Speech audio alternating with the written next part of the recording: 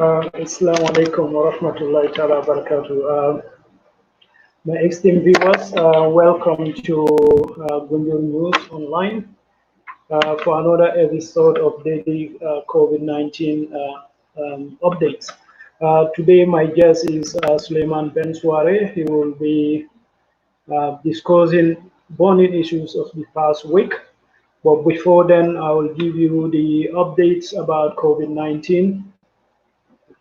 The COVID-19 might be going down in Europe and part of America, but across the world, the numbers continue to rise. And there is a fear the second pandemic, there is no doubt we're going to get a second wave of this pandemic. And we hope that's not the case, but it looks like it's going to be inevitable. So what we can do is just to enlighten people um, that when that happens, what we can do. At least we have a platform in place. Ben, welcome. Hello, Ben. You hear me? Hello, Ben. Can you? I can hear you. Yeah, you are live on Gunjul News Online. Thank So you. as usual, I will give the COVID-19 update just 5 minutes maximum. Okay. Then I will come back to you. Thank And you. the issues I want us to discuss today will start with land issues. Um, Combo, in fact, I will say across the country, everywhere you go, there is a problem with land issues. Mm-hmm. And we'll discuss, I want you to discuss also, you analyze Dr. Aissatou Toure's outburst, recent Yeah. outburst.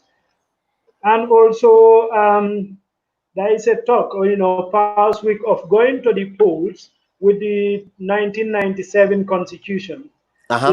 I'll want you to discuss that as well, and also the new lady on the block. I think you've seen her interview with Yeah. Fatu Network, your network Marichok, yeah. yesterday. She spoke well. Maybe briefly. That will be the last thing. Then we'll go. So I'll give that COVID-19 update. Mm-hmm. Yeah, guys. As I was telling, COVID-19 numbers continue to rise across the world. In Europe, the numbers are definitely coming down, and they already flattened the curve, and they are on the downward trend. But across the world, there is a completely different story. If you go to Latin America, the numbers continue to rise. Part of America, the numbers continue to rise, and in Africa also, and other developing nations and Southeast Asia, numbers continue to rise. So since this pandemic started in December 2019 in Wuhan city in China, 5,971,076 people are infected, and out of that, 298 deaths so far. So the death rate or the mortality rate so far is meandering around 7%. But if you look at certain countries like the UK, per capita, they have the highest mortality rate. In fact, it's about 10%. So the total number of people who recovered is 2,626,624. And that's good news, because as that number also increases, our chances of getting over this virus also increases. Because technically, if you take the blood or the plasma of these recovered patients and transfuse it into people who are currently suffering with COVID-19, they should be cured. So currently 2,977,154 are infected, and out of that, that is 97% of the current people with the infection. 2,923,471 are in mild condition. That means some of them are in fact asymptomatic. They are not ill with virus, but all they are showing is symptoms like persistent cough, headache, or sore throat, or in some cases, loss of sense of smell and hear and taste. 53,683, that is 2% of the total number of current infection, are in serious or critically conditions. So these are the group that needs intensive care bed. And unfortunately and worryingly, most of these critically ill now are in Latin America. And Brazil is leading the way in that respect. And in these countries, their healthcare facilities is not as great as Europe or America. We've seen when the disease got hold of Europe and America, they went into overdrive. They created state-of-art hospitals within weeks. This is not possible in Latin America or in Africa. So this is why it's worrying WHO a lot as these numbers are continue to rise. So I'm going to give you the numbers recorded past 24 hours of the most affected countries in the world, and also the countries that are very, very close to the Gambia. And as the old saying goes, as the causes persisted, the consequence is inevitable. So past 24 hours, America recorded 9,310 new cases and 489 deaths. Brazil recorded 4,730 new cases and 135 deaths. Russia recorded 8,572 new cases, 232 deaths. And Spain recorded 658 and 2 deaths. UK recorded 2,095 new cases and 324 deaths. And Italy recorded 516 new cases and 87 deaths. And France, the numbers are not yet in. Germany, excuse me, guys, 465 new cases and 10 deaths. And Turkey, India recorded 7,754 and 264 deaths. The whole of this week, for the past 7 days, India has been breaking its own national record of new infections on a daily basis. They are very close to 8,000 per day. Turkey recorded 1,141 new cases and 28 deaths, and Iran recorded 2,819 and 50 deaths. So countries that surround the Gambia, Guinea-Conakry so far recorded 3,553. There are numbers for the past 24 hours, past 48 hours, 278 new cases. That's a record for Conakry as well. Ivory Coast, Senegal recorded so far 3,468 cases, and past 24 hours they recorded 81 new cases. Guinea Ivory Coast recorded 2,641 cases, and past 24 hours they recorded 85 new cases. Guinea-Bissau, the numbers for the past 24 hours are not yet recorded, but so far they registered 1,195 cases. Mali recorded 1,226 and 32 new cases past 24 hours. Burkina Faso 847 so far, and past 24 hours they recorded 2. Sierra Leone 829 cases, and past 24 hours they recorded 17. Gambia, still we have 25 cases.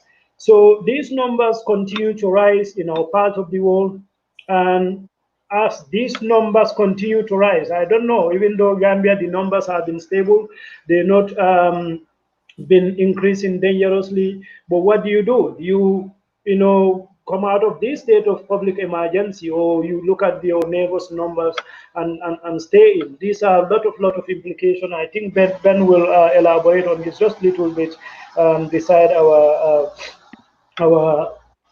conversations. Yeah, Ben, thank you once again for gracing our invitation at Gunjur News Online. As you know, last week, 2 weeks ago, there was a demolition squad in Sukuta Salaji. These are lands that were marked for as a reserve land, government reserve land. They belong to Sukuta. But what happened during the dictatorship? People start building. You see, buildings are going on, different kind of buildings. This place was marked to be a market, health center, and I don't know what's the other thing. But then private buildings started coming out. So the people of Sukuta, once they saw that these are our land, the government said they're going to do this, and now we are seeing individual building there. Then they decided to go back to their lands, and the agreement have been there. But last week they decided to come and start demolishing the properties actually belonging to Sukuta, but other properties were reserved. So they were at the PlayStation to answer to a bail condition, but it's adjourned again to on the night. So then, what is going on here? I put a post which was not very popular about the indigenous combo, because some people will tell you combo then belongs to anybody. You know, it's like America. You go and realize the combo dream and just go back. But actually, there are indigenous people in combo. People like us, we can trace our seven generation to combo, and we acquire these lands through conquest and also through assimilations. But all of a sudden, everybody wants a piece of gold combo, which is not bad. But the trends that I see now is a serious national security threat. So you can have share your thought with us. Thank you. You know, about this continued land issue, which refused Thank to you go very much, away. Ahmad. Yeah. Actually, the land problem started in the First Republic. It wasn't very bad due to most of the areas were not accessible. But what actually happened was some smart people, or they call them smart people, speculated and hold onto some pieces of land by some of these people were civil servants. Some others were professionals who were able to get hold of and maintain this land.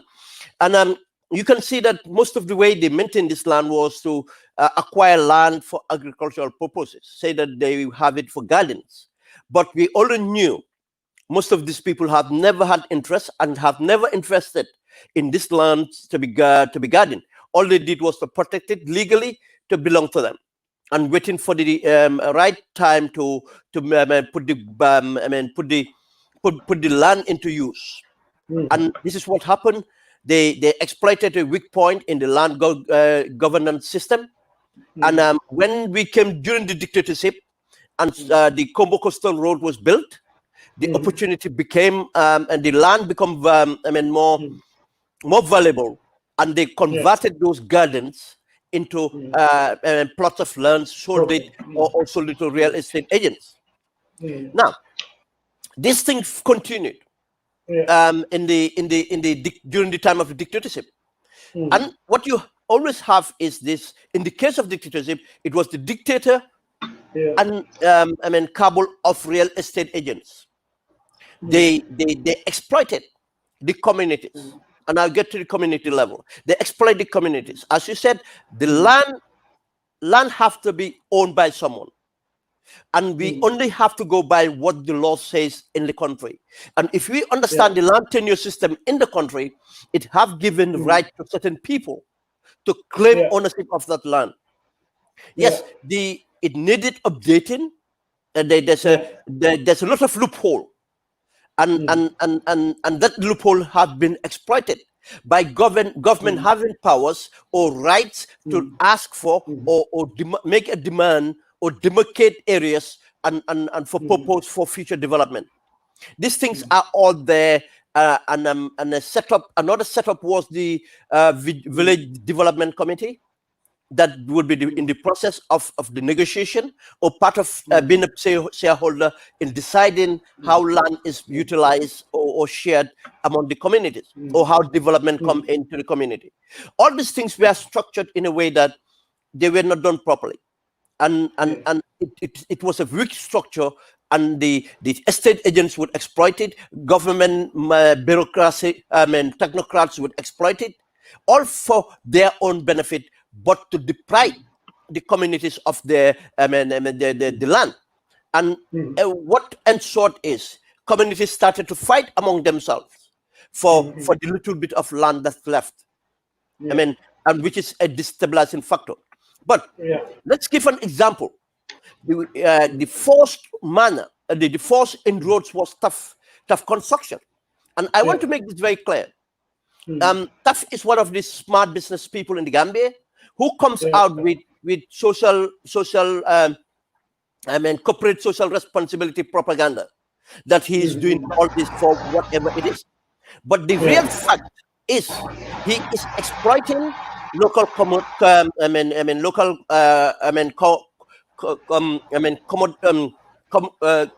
local property for his own enrichment. He is not giving them the equity that they should have from the land, and his development is not integrated in making sure to promote the sustainability of those communities. In fact, if once is not careful, those communities will be extinct.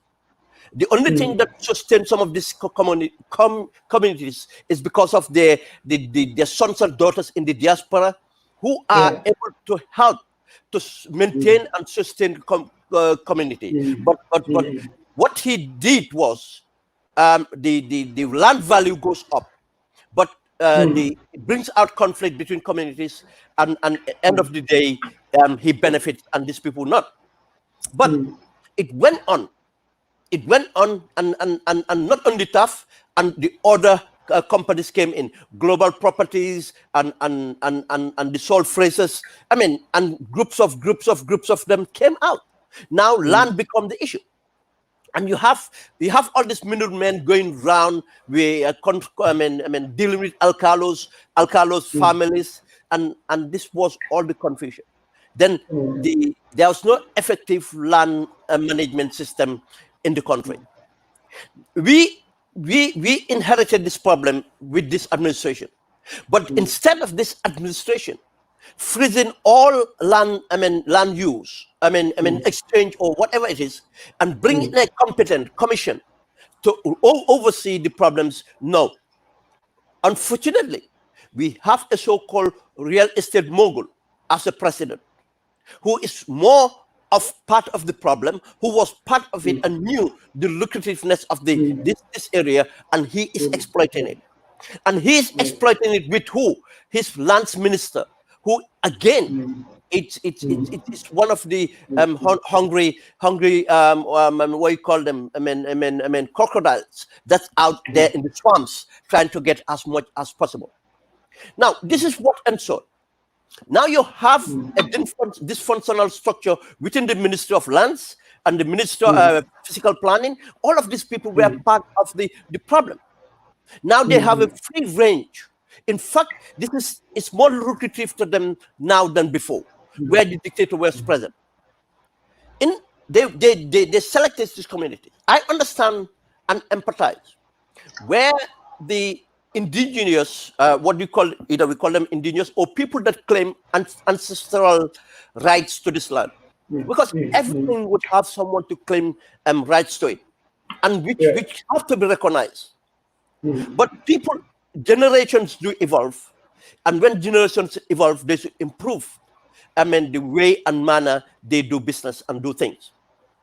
I empathize with the minority communities which live with this, other communities that claim to have ancestral rights to this land. These minority communities came and settled in those lands probably a century or almost a century ago.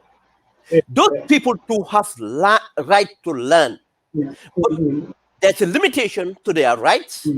Just as now the ancestral community too should exercise limitations in order to accord the people that coexisted in them and be part of what enrich their society and to be what is it today. In a nutshell, what we're talking about here is we need to bring back order into the way we do things. But every communities are the one losing out here. People empowered are the mafia, and within, I'll give an example, even within the people that claim ancestral rights, within themselves, they have agents who are not progressive, who are doing all this is for just for their own interest, but not for the interest of the community. Then we don't come together and find a methodology, a way that we can resolve this issue. This is likely to destabilize the country, and it's all over the Congo now. We have an issue in Bakau. I mean, there's allegations of the Ndemban clinic area, and that's have been a problem since the Jawara regime. They have the problem with Musa Drame, the Minister of Lands, trying to detect one community land. And all the settlements, as you said, the Sukuta land, the Gunjur land, you can go on and go on and go on. And it's not only the land within the combos. Now we have started having reports about in the provincial provinces where multinational companies are coming to take over land in the Jinak, island of Jinak and other areas. This is and this is the seriousness of the issue. That's why as citizens we should stand up to make sure and empower communities to make sure they protect the property that belongs to them. But that can only happen when the community come together and treat each other fairly, so that they can stand up together and challenge the mafia. This is not a government. And all these people, the real estate agents and everything, they are all part of the problem. And we should stand up to make sure this is done. But I just want to emphasize a point here before we get in on there. As I always said, it's a surprise that the members of the opposition parties are not taking issues seriously, and they are not addressing it. And I always advocate that the opposition should mirror government. The opposition should be the alternative. Opposition should have a role in helping resolve issues, and they are part of the mechanism of government. They don't just have to be in the administration to be considered government, but as opposition they are part of government.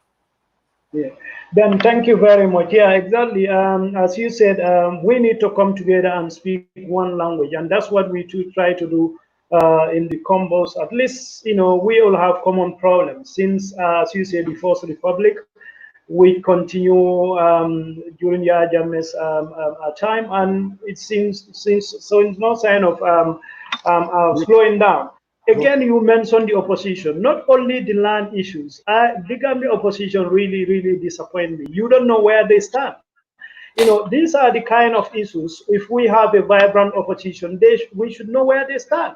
Not only the land issue, but where do they stand with their dealings with the Chinese? Should they come to office? How are they going to deal with national security when they come? What is the Facebook Republic? We have to continue to give credit to ourselves, because we are doing what we're supposed to be doing, like we are doing now. And you've been another program just before this. So it's really sad, and very worrying. That takes us back to our mom. This time we are not in the same camp, because when we rant about the laziness of the youth, I still stand by it. I think you had a point there, but I think Dr. Issa Tuture is trying so hard. What do you think is forcing her to be fighting with everybody? What do you think? And it's a multiple of issues, and you see, people when they run out of ideas, when people run out of things to say, they will always come out and say the wrong things. And what had happened in the McCarthy Square was an exposure and confirmation of what he's been saying on social media. On the Facebook Republic. Just as I said, congratulations, Facebook Republic, for keeping the fire. Because we called out the COVID operations based on their incompetence, corruption, and politicization. And this is what had come out of everything. And let's just look at it from the beginning. Why did they call up that meeting or that gathering? Was a public relationship exercise. As you said, they tried to address the issue about the rice, issue about the youths, issue about the imams, issue about the emergency order, issue about onions. But they failed wholly because of they have not approached it right, or they have not have the competence to do so. First, before they come onto the square, they appointed Mr. Senghor as the coordinator of the COVID-19 operations. But constitutionally, the National Disaster Management Agency was constitutionally mandated to do this. And we did point this out to them. But they choose to bypass the National Disaster Management Agency in order to be able to politicize the efforts and make it to be the president's goodwill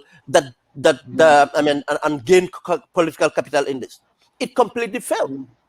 The technocrats or the people around or the politicians around, the government took the opportunity because of they could not access the PADEM anymore. They came to COVID funds and did the corruption. And the politicization was seen from everything what they structured. Now they brought Mr. Senghor to do what? To insulate them. And now to rebrand the operations and start again. This is what they're trying to do. But what it did expose again is their incompetence. When we said to them that, look, this is not only a medical issue. This is a social, this is an economic kind of issue. We need a national emergency and strategy in order to deal with this. But their incompetence, the Minister of Health was nowhere to be seen during this. Because of what? Are they trying to have they fall out with the Minister of Health because of exposing his challenges and his frustration at the House of Parliament? Are they trying to bring Mr. Senghor to overshadow the Minister of Health? These are things that we need to ask because of why didn't he have the Minister of Health or someone from the Health Ministry to represent the Minister on the issues that have to be dealt with? The COVID is not only about giving out rights. As you have been saying in the saying, new information must have been provided to make us even decide what are we going to do further on. Are we going to relax? Are we going to open up? Are we going to change our strategy? This need to be talked about. But they have not still talked about how we're going to move on after the emergency order of 21 days. How are we going to open up schools? Are we going to open up the worshiping areas? How are we going to open up the economy and other activities? These are things that need to be managed. And you cannot do that without the input from the experts, from the Minister of Health. Now, they are trying to rebrand this. But what came out is the anger. Why the anger? Because of we frustrated them by holding them accountable. The address was made to two. Was to the Parliament and to the Facebook Republic. Remember that we have a presidential style system. Then our political parties should have to respond as the system we have. We should not only base the accountability on Parliament, but should be seen as a party. What would they do and how would they do it, and to hold government accountable? This is fair. But now, what has been exposed here? When he came to justify the issue about the youths, he straight away got angry because he's still remembering the people who hold him accountable on that are the diaspora. This is the reason why he went on to attack the diaspora. This is an exposure of the lack of professionalism, the lack of competency in the lady. This is why she is always angry. You don't need to. You might have displeasure. You might be angry about something, but the minute you have a mandate or you have to face this public, you have to be measured on what you say. In private, when I hold conversations with you, it's a complete conversation from what you hold in public. It's not that being hypocritical, but there are certain things have to be measured because you have a wider audience that you are communicating to, and you have a responsibility to make sure what you have expressed would be understood and would not cause conflict or come as an insult to the public. But it has exposed the incompetence of the government and confirmed the corruption and the politicization of issues. Ben, sometimes I wonder, how do we end up here, where we are right now? We are in real, I don't want to use that word, but we are in big trouble.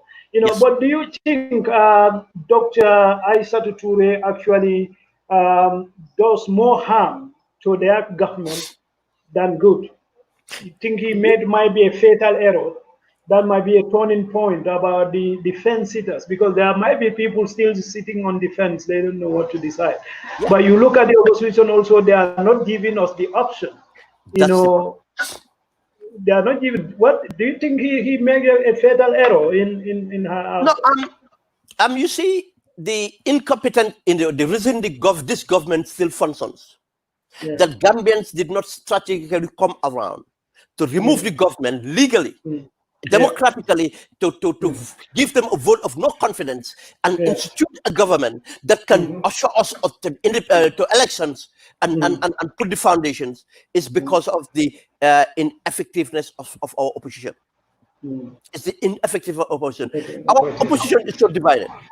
Yeah, I It's so know. divided in a sense that they could not see the national interest. I Interest. mean, Yeah. to have their differences and come together and put the national interest forward and make sure that this government is whole accountable, and make sure not only government is whole accountable, that we have instituted something to maintain and our democracy and improve this democracy, to make sure the peace and stability of the country is maintained to the time of elections, and then the Gambian people would have been more informed through this dialogue and engagement, for the Gambians to choose among them. I mean, their choice. This is the failure of governance on the side of the opposition. But as I said, because of the style of governance Adama Barrow have played on, if it's a government of opportunists. When you create government of opportunists, they become very unstable. Now, what the vice president is doing is, because already it's been rumored that the every appointment is based on a political, what can you bring on the table in the sense of political capital. Now, Capital. Yeah. Mrs. Ture cannot bring the people of Combo, I mean, to support the president. Just as our brother Ibrahim Silla is struggling to bring the people of Combo. And they were part of why they are in government is because of to bring the people of Combo to support the president. And that there is this, cabinet reshufflement that should happen since November. But the president is dithering on this. And the reshuffle, both the Ibrahim Silla, the vice president, and some other actors in cabinet are affected. They are going to be affected. Now, for her, she is struggling with this issue and thinking that I have to show my loyalty to the president. To the extent of, we know in private that he goes around to say all these things good about the president or to champion the president, but in private, he is very angry with the president itself. And all this couple up and comes out as an outburst. But she's not helping herself. And I cannot see her as a vice president in the coming months, just as I cannot see some of these members of cabinet as members of cabinet for the coming months. Yeah, thank you very much for that wonderful analysis. The other thing, past week, I don't know who bring that.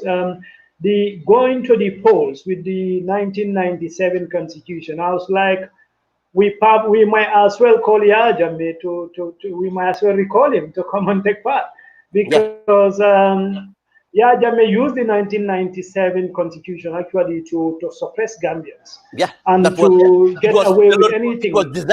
It was designed. Yeah. So and we invested a lot of money on these new ones. So why go into the new Constitution coming from somebody we all have high regard for, and what's the thinking there? Okay, that's where it is. I mean, when a country are in a transition, when a country are at a crossroad, working on to establish, to rebuild institutions, and decided that they need a constitution that is fit for purpose, that is progressive, that is for generations. And you see the opposition have not constituted themselves to sit together and put the interests of the people before the interests of a political party. What in short is political parties would be looking at the constitution at the point of what is my advantage on this constitution, rather than looking at the constitution, what is the advantage of the country, to this constitution. If that's why I said the divided opposition is not healthy for the country. When we said united opposition, does not really mean all the opposition coming together to gang up to run for elections against the president. That is called a coalition. We are calling a united opposition based on unity of purpose. What is the purpose here? The purpose here to make sure the foundation of our democracy have built very solidly. Make sure our institutions have the pillars of our democracy have been built solidly on the ground. This is our common interest. This is the national interest. Then then when we look at things, we look for the greater good. What is the national interest? And we do that. And as political parties, we should be progressive enough to be able to look at the issues based on national interest and say that, look, I am happy to take it on. If I happen to win, then I'll be in a better place. I'll be governed by a constitution that will empower the people in order to hold me accountable, so that I'll do the job. But once that's why I keep on making this point. We can make a point to say that Barrows have to resign before the constitution is passed. Do you know why? Right now, a referee should not be part of the game. A referee should not decide. If Barrow wants to pass a constitution, and to that constitution to for him to contest under the constitution, obviously Barrow would be political with the constitution. This is what happened to Yahya Jammeh. When we had the transition, if the junta was not interested, the junta would not have tailor-made the constitution to fit their purpose. Now, Barrow is trying to do the same. That's why I want Gambians to see this. And this was a position that the opposition should have made to Gambians. That by virtue of leaving Barrow to pass this constitution, then we will have a problem. Barrow would want to cut corners with this constitution to serve his purpose. The constitution should be put to Gambians as it is. It has been consulted, and the draft produced, and the consultation was done on the draft. And finally, what the president have to do is follow the due process by gazetting it and put it to parliament, and parliament should leave it as it is. A constitution, it's not something that you can be satisfied with everything. But what you should measure the constitution for is that it's for the interest of the people, not whether it's the party interest or interest of an individual. I would not be surprised. That's why I said I will not be surprised if the UDP comes out and they might not even say it, but they might prefer. If I am saying the word if they put on their party cap, just as they dealt with the MOU, which was a complete miscalculation and have cost them dearly. And I hope that the UDP will learn from that miscalculation, and this time round will come out openly and put it to the president. And let this be even a referendum against the president, that we are out here and we are going to negotiate, and are not even interested, and are not even going to contemplate in having this 1997 constitution as our constitution to the new republic. We are going to introduce a new republic, and we are going to go with this draft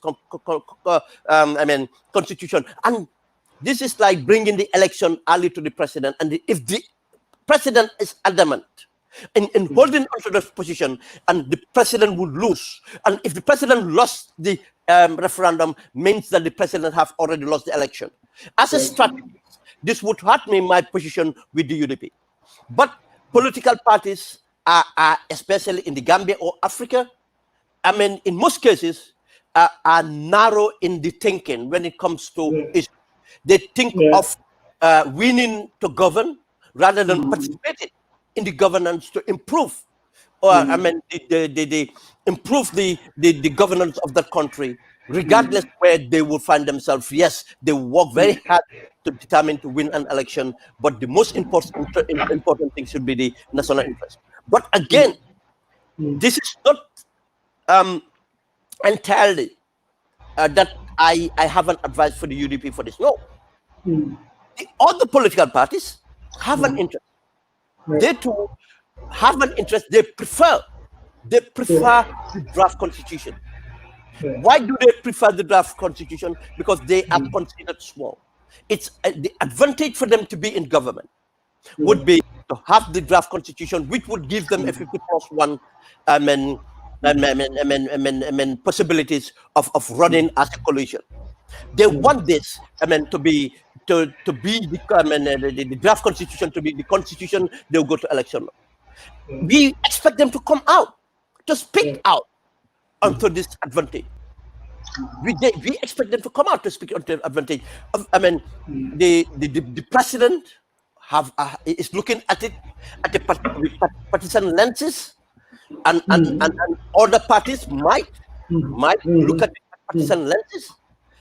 And Honorable Dabo have thrown it out there to say, look, we are happy or we are ready to go to elections with the 1997 constitution, which I am not faulting him to say that, because what he said is we prefer, he first qualified the draft, but we don't mind to go with the 1997 constitution. But my only advice is I would not even entertain. As a strategist, I would not even entertain. If by default, the 1997 constitution becomes the constitution for elections, we would have to go with it. But I will not even entertain a discussion that, okay, I am ready to do this. I am here and to hold on to a mandate that Gambian people has asked for, and we are here because of this mandate represent the interests of the Gambian people.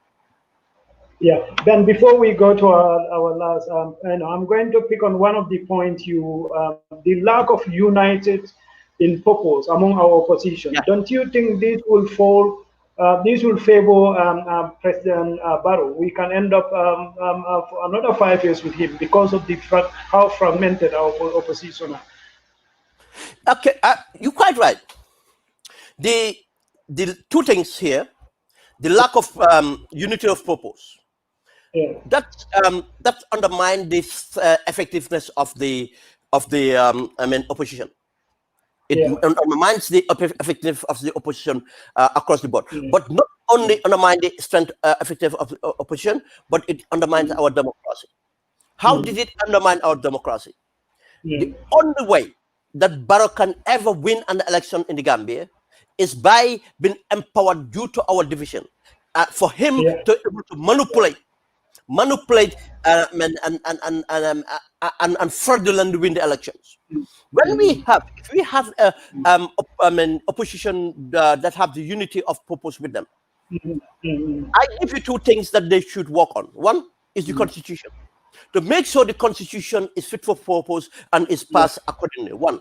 Two, it's about the integrity of elections, to make sure the IEC is fit for purpose. In a sense, the IEC is not manipulated, but not only that, the IEC is effective in overseeing the elections.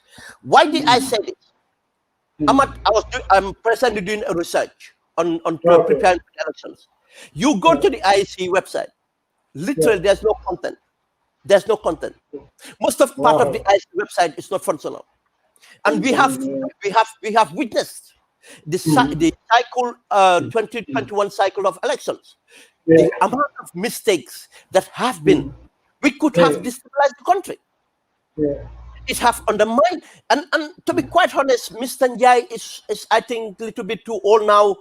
He would lack the energy, the foresight, to run that place effectively. Now, if the opposition is not actively looking after these issues, Barrow, that's the only way Barrow can manipulate to do this. And another thing is, in a united opposition of purpose, then they can hold the institutions accountable. They can hold the police, the army, and all the sectors that might be able to entrench the president accountable in a form that they dare not they dare not be used for any other reason to steal the election. This is one reason. Not only that, it helps the opposition to make sure they will have a fair level playing field, but it guarantees our peace and stability, the peace and stability of that country. But the problem with Barrow is so incompetent, and the people around Barrow are so incompetent that I cannot see them winning an election. I'll give you an example here. Right now, there's a big infighting in Barrow's camp because everybody wants to be relevant. Have you seen any prominent politician or any prominent Gambian that is coming out to support Barrow politically? You will not see that because of it. It cannot even happen. Now Barrow is hijacked by a bunch of criminals and a bunch of amateurs. Now this is the problem he have. He can't even run a functional party. And Ahmad, I'll tell you, it's not easy to win an elections, regardless of where you are. You need a level of sophistication, especially with the environment we have today. What Yahya Jammeh did was, it was easy for Yahya Jammeh because he already had the manipulation of fear onto us. But now the fear is not there. I mean, Barrow cannot control. Barrow didn't have a control of the immigration department. Barrow doesn't have a control of the police department. Barrow doesn't have the control of the army. Barrow doesn't have the control of the municipalities. Barrow doesn't have the control of the local government setups. How can he engineer any fraudulent elections unless Gambians just willfully let him do whatever he wants? And I cannot see that happen in this day and age. Yeah, then I might be wrong, but I think what's going to happen because of the fragmented nature of our position, and why UDP won the 1997 election, because that will give them the opportunity to win by just simple majority. Yeah. But if you go with the draft constitution, which nobody can win more than 35%.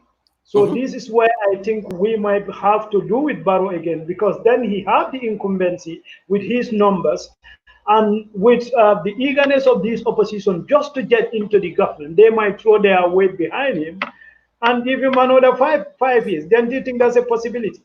Okay, let me. That's a possibility, but it's not really a possibility. Do you know why? That's why I said the incompetence of Barrow today.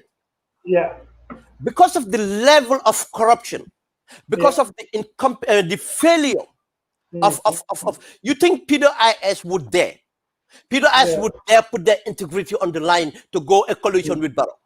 Barrow, yeah, that's right. After with all the corruption that Barrow is involved in, with the disregard of the MOU and the reforms program. If Peter IS does that, that's a suicide for Peter IS. Exactly. Do you think GDC, Mama Kande, would ever trust to go to a coalition with Adama Barrow? No. Yeah. Now let's go to the third party we perceive to be biggest parties is the APRC. Yeah. As I said, I'm doing my research. I'm preparing for the next elections. APRC, the last round of elections, only have 43%, 43,000 votes. Yeah. And they only contested 3 municipalities. They've contested Banjul, where they have 556 votes, which is bound to the military, people in the army, and the family of the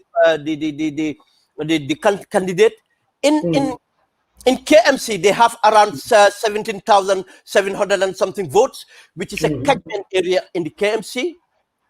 But in Birkama, where they scored almost 24,000, which include the Foni and the entire Foni and the satellite village of the Combo, which are of high percentage of Jola and other minorities.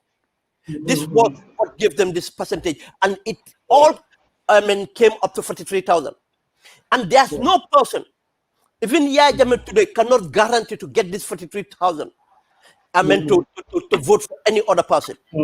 There's no single person in the APRC that can guarantee even 10,000 of those people to to join you to vote. It's a distortion. APRC is not what people perceive it is, and by elections, APRC would be non-existent in a sense. I give you that.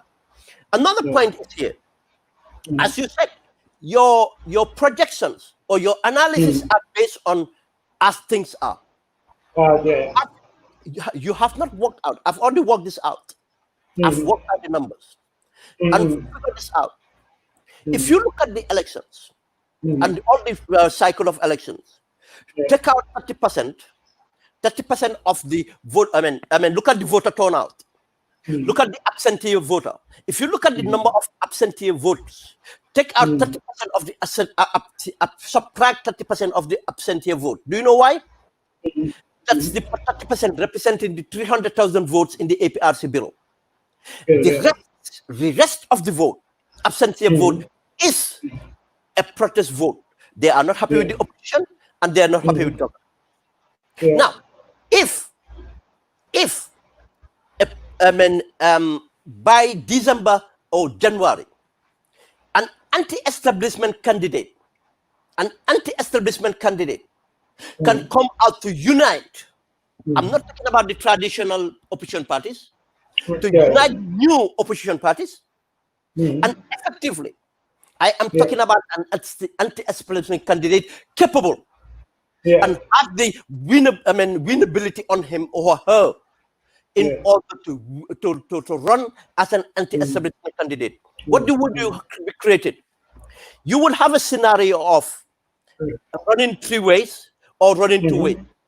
Running 3 ways would be having the UDP, having Barrow, and as anti-establishment candidate and minority candidates there. Now, what will be the opportunity here? Barrow is going to lose because this anti-establishment candidate would not want their credibility to end up the coalition with Barrow.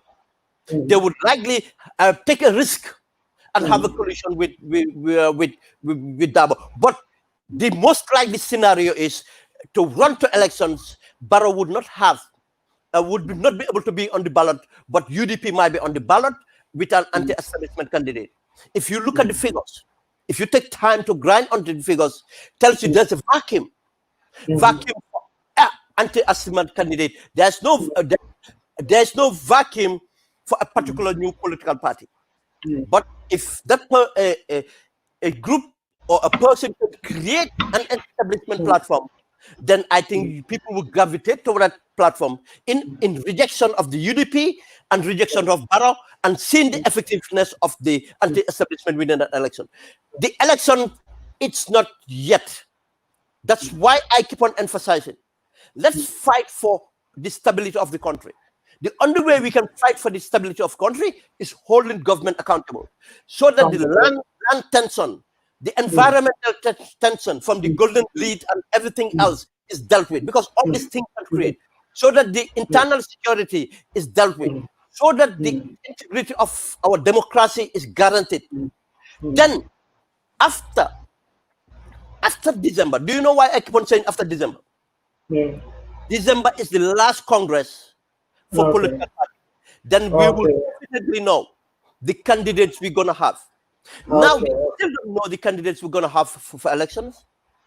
Yes, we might have a political party now with an interim leader, or political party with a leader, but that leader might not be qualified by the time of the campaign for election.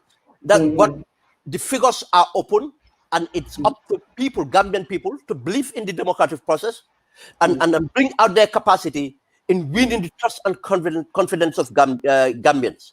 1 month is a long time in politics. And I can give you this evidence in Gambian politics. Mama Kande came 6 months before elections and managed the number he managed. The coalition came together 6 weeks before election and managed the victory day. Why do you think? Why do you think that this time round again, 6 months elections, that a candidate or a movement cannot come out and do an impact far better than Mama Kande have ever done? What do you think that 6 months before election, a coalition cannot come out and do far better than the coalition have done?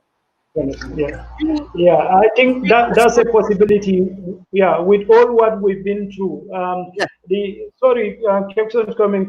We have 5 minutes, but you have to speak about the new lady in the blog. But Ben, do you think we will vote the diaspora in the No, absolutely not. Okay. Absolutely not. And I'm not going to champion it right now. Yeah. And why I would not? There's something else behind it. But the most thing is, I don't think we have the time. Yeah.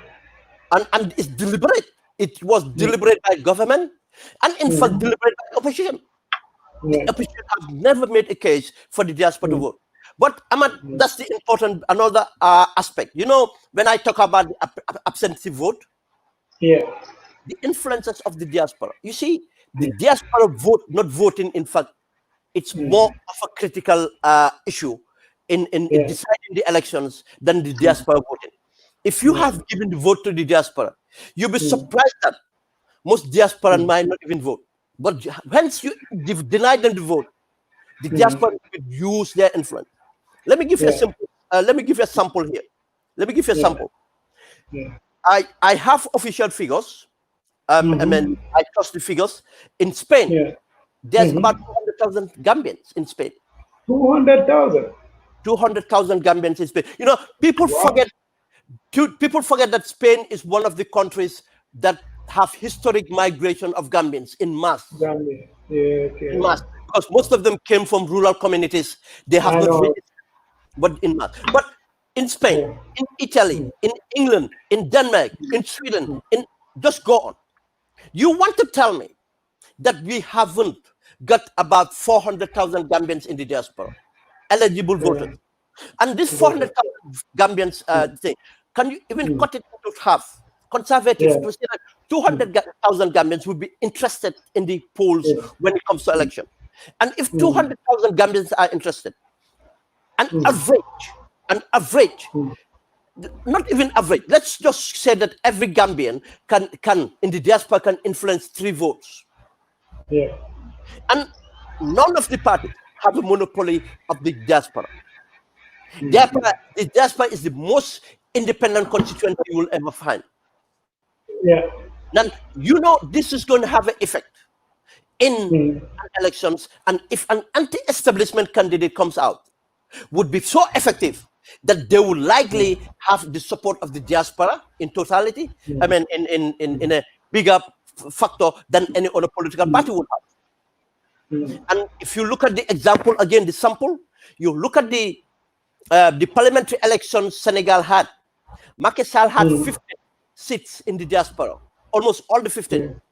The presidential elections came about. Ousmane Sonko had almost 9 of the seats or 10 of the seats within a short span. You see, it tells you what a charismatic, credible candidate can do to transform.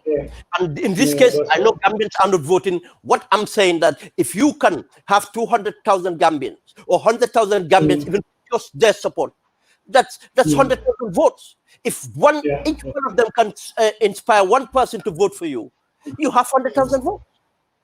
Yeah, that's amazing. Yeah. Thank you very much, Ben. I know our Gunjun News Online viewers are enjoying your analysis, but we come to the end of the program. But we still have like 2-3 minutes to take your take on the new lady. I'm not sure if you managed to listen to Ms. Sok yesterday. Her interview with Fatu Network. She speaks very highly of herself and not very big on policy issues, but that was the first time. So I'm going to give her the benefit of the doubt. What do you think are her chances of uniting the opposition? Because that's her aim. It's 0. 0. Yeah. Yeah. Ahmad. Yeah. Ahmad, we have to be very serious here. I'm very serious here. And you can tell a lot by from my background. I can tell a lot. And I happen to know some of the things he said, and I found some of them to be untrue already. Okay, I will give you an example. I'll give you an example of this. It's good that I'm happy a woman have come out.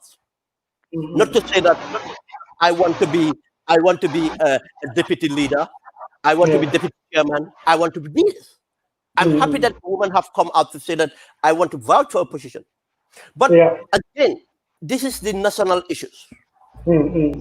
As we want to empower, we don't empower people just because of their gender, but it's important to open an environment that the marginalized of community would stand up. And it's not only her gender; it's she have it daring to come up from a minority background to ask for the highest position of office. This is something to be encouraged. It's something to be encouraged. But again, if we come to national interest, we have to be serious in this. Ahmed, you cannot call up that you want to do this. What capacity do you have to do that? I mean, what track record did you have working with the opposition in order to do that? I give you an example. During the dictatorship, someone like Hassan Musa Kamara, if someone like Hassan Musa Kamara have stood up to say that, look, I want to unify the opposition and lead them, would have been more credible, because we know what he's going to bring on the table. The relationship he have. But to just say that I know Usain Dabo, I know Mama Kande doesn't mean anything. What working relationship do you have with these people? What capacity do you have? What political acumen do you have? This is about politics. What constituency do you have? Because look, you think UDP would entertain anybody come and take their political capital? No. Because of you think you think Mama Kande would accept anybody to take their political capital? Something they cultivated all these years? You think which party would allow an individual from nowhere? I don't mean nowhere in a bad way. An individual, you think Ahmed Manjang, you can go and ask for the parties to put you as a candidate? But you have to able to put something tangible or to be this tangible, issues. And the Gambia is not in conflict. To say that, no, we have our differences, but this is, again, expected in politics. It's expected in politics. Doesn't mean that an individual can come and say, you guys to put, what mechanism, what are you doing to even, look, if you are to come out to do that, Ahmad, there is a lot of work you do. What we call, you have to develop a strategy. And the strategy would be, you have to analyze all the political parties and have an approach on every party. How to get them on the table. And when they get on the table, then you put up a mechanism that would dictate or that would give you an opportunity for you to be the flag bearer. But it's not something you come out. I think is premature. I don't see anything in it. It's matter of probably you would hear about it once and twice, and it will go away. I don't think any political party will even entertain this discussion. I don't see that happening. And the other thing I've realized, I have, it's unfortunate the journalists have not done the, Lamin Jai did not do a good work in getting us to know much. But, okay, let me give you an example here. Hence he have put this in public, not this thing. She said she left the Gambia and migrated to Spain. But she said before she left the Gambia, she was a shareholder to Luis Diaz. That is untrue. Luis Diaz never had a shareholders in the Gambia. And she would have been about 20 years old, around early 20. In that time, in the Gambia, if Luis Diaz was to have any partners or shareholders, I don't think she has anything to buy to be the shareholder. When you say shareholder, is holding a stake into the company. Luis Diaz was a Spanish company, and it was the chair of the company was called Grant Summers. Grant Summers was one of the engineers and group of engineers, And one of my cousins was a good friend of Summers. That's why I knew about Louis Dias. They won this contract. They won this contract, and the contract was the Banjul Highway, for some of the people that didn't know. And this was in 1979. And 1979, and the contract started in 1980. But 1981 coup obviously stopped the contract, and they came back. But what happened with Louis Dias is they failed the implementation due to Summers and most of the engineers enjoying the life. The company failed to deliver, and Gambia government took the contract of them and give it to CSE. CSE is a Senegalese company that built the Banjul Serekunda Road. But what actually happened here was Gambia government did not follow the due diligence in terminating the contract. In 1983, when Idrissa Fafambai was relieved as a justice minister, I think Louis Dias took Idrissa Fafambai as their lawyer to take the government to court. And they eventually won the court, and government didn't want to pay out. Then when Idrissa Fafambai became the justice minister in the junta, what he did first was to put it through so that his clients were paid and he have his courts. That statement was completely untrue. For someone who said, I'm coming to unify, coming with a grand statement like that. And again, Ahmad, look at that statement, that he went to Spain in the early, as a 20-something-year-old. And he said he run companies in Spain. But from running companies in Spain, he said he moved to America. So he wanted to be in America. In America to run a salon. It's a big gap. Running a salon, you went and worked as telesales. There's nothing wrong in doing those jobs. But what I'm saying is, why would you be running companies in Spain? And leaving to run companies in Spain to go to America to start all again? She have to tell us. Thank you very much. There are a lot of I think Lamin and Jai could have done better. But just to read a few statements from viewers of Gunjur News Online. Al Sekan is saying, Ahmed Manjang and Sulayman Ben Suwareh, your discussion is very interesting. Thank you so much for the wonderful work. We are always proud of you. I think that will go out to Ben. He's a master as far as Gambia affairs are concerned. Ben, thank you very much. And also one from Lamin Sane Nyancho. It's a sensible analogy there, Ben. I like your analysis, sense of things, and you speak amiable with the exact standing of things affecting our purpose. Thank you. Thank you, Lamin Sane. And please share the video. Thank you, Ben. Till next week. I hope we can fit into your new schedule because we are about to work again. Yes, I'll get back. Inshallah, we'll talk about that in the program. Thank you. We really appreciate it. Thank you very much, Ahmad. Thank you. You're welcome. Cheers. Planning to have an uninterrupted electricity and water supply from solar energy in the Gambia and beyond? Worry no more, because Solar Enterprise will provide you with the solutions at reasonable cost. We have experienced personnel who can install and advise you about your electricity and water supply with a warranty period. We have good quality solar products from North America and Europe. We provide services and sell products to individuals, organizations, institutions, private offices, communities, and government. These products are solar panels, batteries, charge controllers, inverters, water pump, water heaters, freezers, submersible pumps, and general solar accessories. Visit our stores at 48 Karaba Avenue and Brusubi Highway, or you can call us on 7657 479 980 8483 340 9400 or 635 9906. Gunjur Fitness Center Body Max. Gunjur Fitness Center Body Max. Staying fit is a combination of eating well and physical fitness. This you can easily find in Gunjur Fitness Center Body Max. Gunjur Fitness Center Body Max. First, he'll get you lose fat easily with amazing exercises. Build your muscles gradually. Fitness becomes fashion, so no pain, no gain.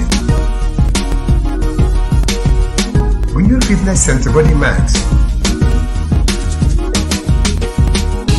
The way to prove yourself is to better yourself with the kinds of machines we have at Gunjur Fitness Center Body Max. You will easily better yourself, like the rowing machine, leg curl machines, weight benches, rubber plates, double pulley machines, cross trainers, rubber dumbbells, multi-gym machines, and much more. Gunjur Fitness Center Body Max. Remember, we have a state-of-the-art changing rooms, toilets and showers for our esteemed clients, both ladies and gents. Different varieties of foods to aid your self-development of muscles and bones are available at reasonable prices.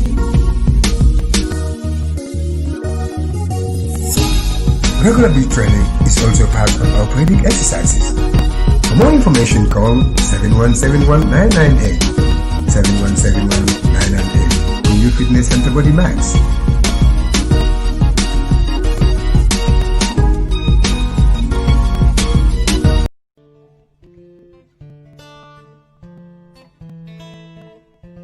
Dear friends of the Gambia, greetings from your destination of choice, home to the island of Kunta Kinte and known for over 500 exceptional bird species.